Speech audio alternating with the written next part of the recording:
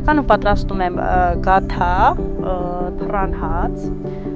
այնքան շատ որ չեմ հիշում այդքանը, երկանքով ցորեն եմ աղում, մենա երկանքը օղին ենք անում, խաշիլ եմ եփում, չորաթան ենք սարքում ու զբաղվում նաև կաթնամթերքի արտադրությամբ մեր կաթնամթերքը պանդրի տեսականներ, մածունի տեսականիներ, կանանչիով նենց չորարեժան ենք սարքում սուտիչով Ամեն ինչ ուսումնասիրում եմ նախ նոր, ու այդ ամեն ինչը զարգացել եմ ամուսնուս տատիկից, որոնք Ադրբեջանից են գաղթել, ստեղ վերաբնակեցել, իրանից եմ վերցրել ու նաև մասնակցել եմ մի քանի դասընթացների, սեմինարների, Facebook-յան էջով, Google-ով հետևում եմ, թե որտեղ ինչ եւ ես ինքն եմ ստեղծում, ամեն ինչ եմ փոխում, ինքն եմ դնում, այդ բան չկա, որ կոնկրետ ոնց եղել է այդ ձեռք սարքեմ։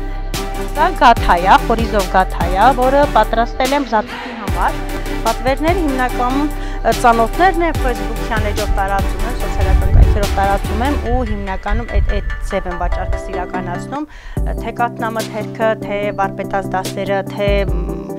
խմորեղենները, փախլավա ենք թխում նաև, թել պանիր ենք սարքում, որը անուն ես հորինեցի, ինձանից հովքի թելիկ, շատ համեղ է ստացվում ու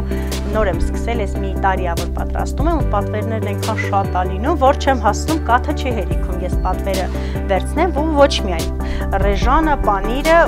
անգամ Երևանից հիմա էլի պատվեր ունեմ ու էլի չեմ հասնում, չգիտեմ որին որտեղ տեղավորեմ, որին ինչ ասեմ, որպեսզի ոչ մեկին չնեղացնեմ։ Հա, անասուն ունենք, օրը սկսում այսպես, առավոտյան 6-ին գնում եմ կով, կթում եմ կովերը, բերում այդ կաթը մշակում, դրա հետ ունեմ 4 երեխա, դպրոցական են երեքը, մեկ ուսանող է, գյուղական հողագործությամբ եմ զբաղվում, աշխատելուց եմ եղել, մեկ ամիսա դուրս եմ եկել աշխատանքից, որպեսզի զարգացնեմ իմ տուրիզմը, որտեղ չի կարողանում համատեղը։ Մասնակցում տարբեր սեմինար դասընթացների, ես պահիներ շաբաթի 2 անգամ դասընթացի եմ Դիլիջան։ Ամեն ինչը բնական է, այստեղ մարգարինի անգամ կտոր չկա, այդ սփրեյ մարգարին, չգիտեմ, կարակ ոչ մի բան պետական, ինքը խոզի եղով է տնական մեր մածունն է, ձույ է տնական եւ շաքարավազով։ Ինքը դեռ լա պատրաստ չի, չենք անի դեռ։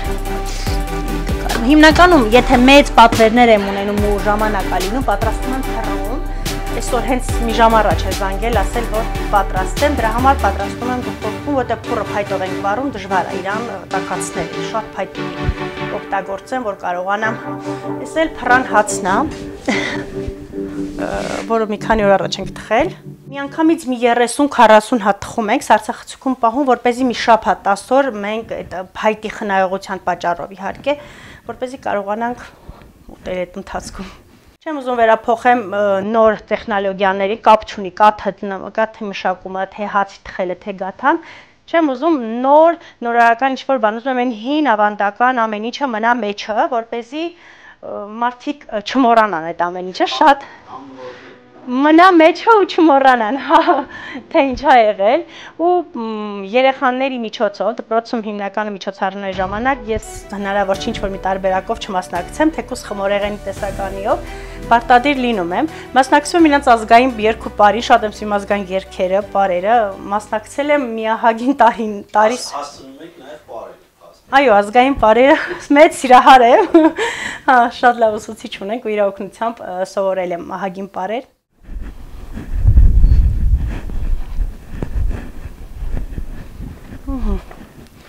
Գյուղը միակ փուռն է ու արդեն 40 տարվա պատմություն ունի, որ ասենք մեր գաղթել են եկել այստեղ, պապիկը սարքիլ ա տվել ու մի ժամանակ ես որ նոր հարս էի եկել, արդեն 20 տարի հովքում եմ, նոր հարս էի եկել, ես հերանց տաննել եմ թխել, նենց հա որ նորություն չէր ինձ համար փուռը, բայց Եմ երիտասարդական բաներ չեմ ուզում, չեմ անում, բայց որ տատիկը մահացավ, հասկացա, որ ինչքան կարևոր է պապիկի համար փուռը, որովհետև միշտ ասում էր դուխովկով էինք թխում, ասում էր մեռնիլ դեմ այդ փուռը տենց էլ չվառեցիք, մեծ հաց թխեք։ Ու մի օր որոշեցինք բարեկամ ունենք, այստեղ վառենք ու այդ օրվանից մինչև հիմա արդեն 10 եւ ավել տարի է, ընդհանրապես դուխովկով հաց չենք թխում, թխում ենք փռան մեջ։